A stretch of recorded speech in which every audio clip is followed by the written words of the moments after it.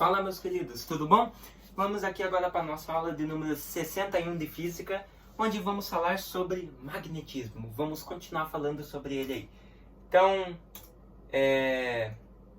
os nossos objetivos é falar mais um pouco sobre magnetismo. Não sei porque nas aulas de Física não estão colocando os objetivos, mas tudo bem. Tá? Então vamos falar um pouquinho sobre magnetismo e fazer alguns exercícios sobre isso, tá? Então, só para nós lembrar, magnetismo, o que é? O fenômeno é um fenômeno de atração e repulsão observado entre seres materiais que possuem propriedades magnéticas. Então, magnetismo se refere ao fenômeno de atrair ou repelir cargas, coisas, em seres materiais que possuem propriedades magnéticas, propriedades de atrair ou repelir coisas, que nem a magnetita, que é o ímã natural. Por exemplo, então, entre um ímã de geladeira e um pedaço de ferro. Então, esse é um exemplo, né? O ímã vai atrair o pedaço de ferro. Ou seja, o ferro, ele tem grande potencial, ele tem grande liberação para ser atraído, beleza? Ou seja, ele é um metal que acaba sendo atraído facilmente por ímãs, ou seja, por materiais que já têm propriedades magnéticas. O ferro não tem, mas lembre-se que artificialmente um ferro pode se tornar um ímã, através da imantação, beleza? Também podemos dizer que o magnetismo é a área da física que se dedica a estudar o fenômeno atração e repulsão de materiais com propriedades magnéticas, tá? Então, que nem você tem aqui ímã de geladeira é um pedaço de ferro, o ímã vai puxar o ferro, beleza? Ou seja, ele vai atrair, já é magnetismo, beleza? Exemplos de magnetismo. Existem diversos exemplos de situações relacionadas ao magnetismo. Abaixo vejamos algumas delas. Olha só. A aurora boreal aparece quando temos o contato do plasma solar com a atmosfera e o campo magnético terrestre, em que o campo magnético filtra as partículas alfas vindas do Sol, atraindo e as dissipando em um espetáculo de luzes e cores. Então, a aurora boreal só acontece através do campo magnético da Terra. Falamos um pouquinho sobre ele na aula passada. A bússola é composta por uma agulha ferromagnética, que varia sua orientação conforme a posição do campo magnético terrestre. Então, geralmente, as bússolas apontam para o norte, né? Justamente porque aquela parte tem mais concentração de magnetismo da Terra, do campo magnético da Terra, o norte tem mais força de atração, né? E a bússola virar ela é composta por uma agulha ferromagnética, ou seja, um ferro magnético, que através da imantação eles conseguiram deixar esse ferro com propriedades magnéticas e ele vai se orientar, ele vai indicar a posição conforme a posição do campo magnético da Terra, beleza? Então, se o campo magnético estiver com uma atração mais forte para o norte, esse ponteiro vai, porventura, apontar para o norte. Se estiver para o sul, vai para o sul, para o leste, para o oeste. Então sempre ele vai indicar onde estiver mais forte, ou seja, onde você está, beleza? A maioria indica para o norte, tá? Porque é uma questão de física mesmo. A Terra tem um grau de magnetismo maior na parte norte, beleza? Tipos de materiais magnéticos. Os materiais magnéticos podem ser classificados em diamagnéticos, paramagnéticos e ferromagnéticos. Então, olha só.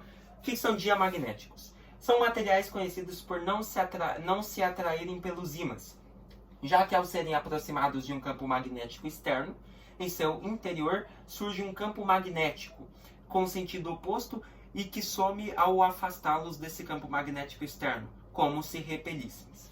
Alguns exemplos desses materiais são água, madeira, mercúrio, plástico, ouro, bismuto e etc. Beleza? Então, o que são materiais diamagnéticos? São materiais que não se atraem pelo ímã. Beleza? Ao serem, então, aproximados do campo magnético externo, em seu interior surge um campo magnético com sentido oposto e que soma-se ao campo magnético externo. Ou seja, se ele é o oposto, eles vão se repelir. Beleza? Um vai para um lado, outro vai para o outro. Isso são materiais diamagnéticos, ou seja, eles não são atraídos por ímãs. Paramagnéticos são materiais em que, quando aproximados de um campo magnético externo, seus momentos angulares se ordenam e eles passam a se comportar semelhantemente a um ímã. Caso sejam afastados, eles deixam de se comportar dessa maneira e voltam ao seu estado inicial. Alguns exemplos são alumínio, sódio, cálcio, sulfato de cobre. Tá? Então, materiais paramagnéticos são aqueles materiais que adquirem propriedades magnéticas quando estão em contato com um campo magnético externo. Beleza? Se eles pararem de ficar em contato, eles voltam ao seu estado inicial. E daí temos os ferromagnéticos. São os materiais que possuem memória magnética, o que significa que ao se aproximarem de um campo magnético externo, ocorre a ordenação de seus momentos angulares. Assim, eles começam a comportar-se semelhantemente a um ímã, semelhante aos materiais paramagnéticos, contudo, após o seu afastamento, isso se mantém inalterado, diferentemente dos materiais diamagnéticos. Alguns exemplos desses materiais são ferro, cobalto, níquel, algumas ligas metálicas. Então, o que são materiais paramagnéticos? São materiais que, quando entram em contato com um campo magnético, eles mudam, ficam com propriedades magnéticas, só que mesmo que eles se afastem, eles têm uma memória magnética. Ou seja, o magnetismo que vem do campo externo permanece neles. Ou seja, é inalterado, eles não mudam. Que nem os paramagnéticos. Os paramagnéticos se aproximam do campo e eles adquirem propriedade de magnetismo quando estão em contato com o campo. Depois que eles se afastam, eles não têm mais nada. Eles são alterados e voltam ao seu estado normal. Agora, os ferromagnéticos não. Os ferromagnéticos, eles pegam propriedade magnética de um campo externo e mesmo que sejam afastados, eles continuam com as mesmas propriedades magnéticas que eles pegaram do campo em que eles estavam situados.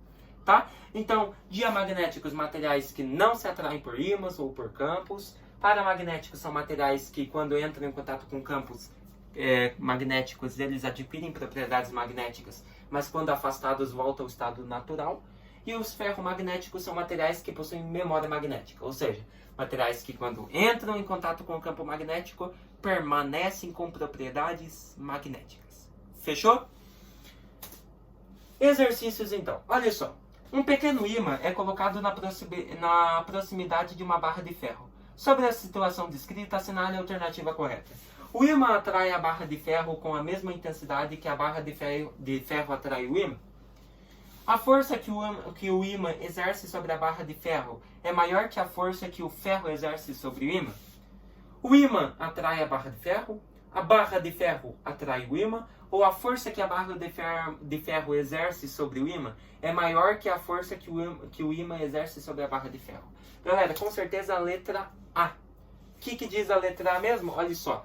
O ímã atrai a barra de ferro com a mesma intensidade que a barra de ferro atrai o ímã. Exatamente. Olha só. De acordo com a terceira lei de Newton, conhecida como lei da ação e reação, não é possível exercer força sobre um corpo sem receber dele uma força de reação. Beleza? Portanto, o ímã e a barra de ferro atraem-se mutualmente com a mesma força. Além disso, as forças de ação e reação sempre apresentam módulos iguais. E, portanto, a alternativa é a letra A. Então, o que diz a letra A? O ímã atrai a barra de ferro com a mesma intensidade que a barra atrai o ímã? Sim. É o princípio da terceira lei de Newton. Lembra? Lei da ação e reação. Toda força, toda ação tem uma reação de mesma intensidade, porém em sentidos opostos, tá? Os sentidos podem ser opostos, porém a intensidade, tanto da atração e tanto da reação, será a mesma. Ou seja, se o ímã está puxando aquele ferro com uma força de 2 newtons, o ferro vai atrair esse ímã também com uma força, com uma intensidade de 2 newtons.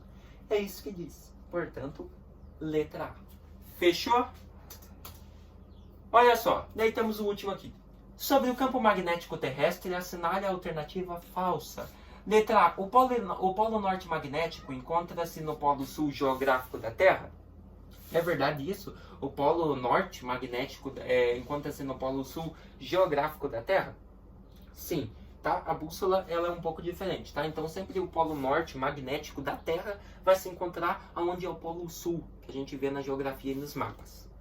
O polo sul magnético encontra-se no polo norte? Sim, se inverte, né? O sul sobe, norte desce. Ou seja, temos uma inversão. Então, é correta também.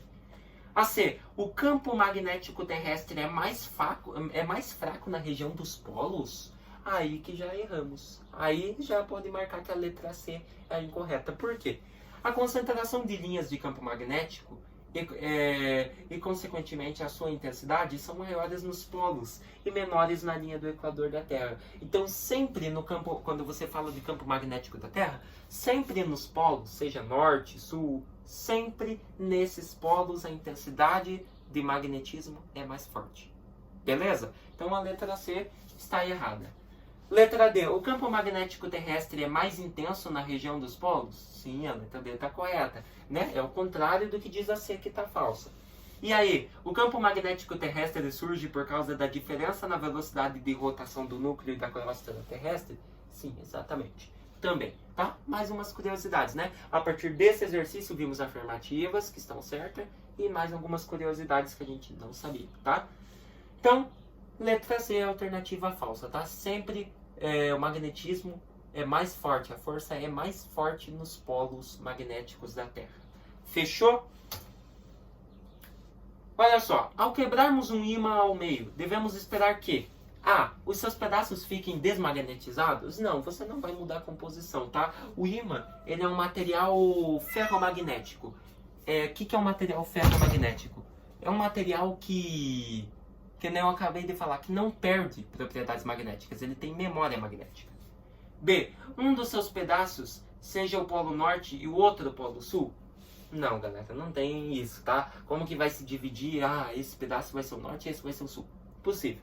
C. Cada um de seus pedaços torne-se um ímã menor? Sim. Você não vai mudar a composição. Mesmo que você reparta esse ímã ao meio, ele vai continuar com propriedades magnéticas, cada pedaço. Então, portanto, a alternativa correta é a letra C. Então, a inseparabilidade dos campos magnéticos torna impossível separarmos polo norte e sul de um campo magnético. Portanto, ao quebrar um ímã, cada um desses pedaços comporta-se como ímã menor. Materiais ferromagnéticos. Fechou? É isso aí.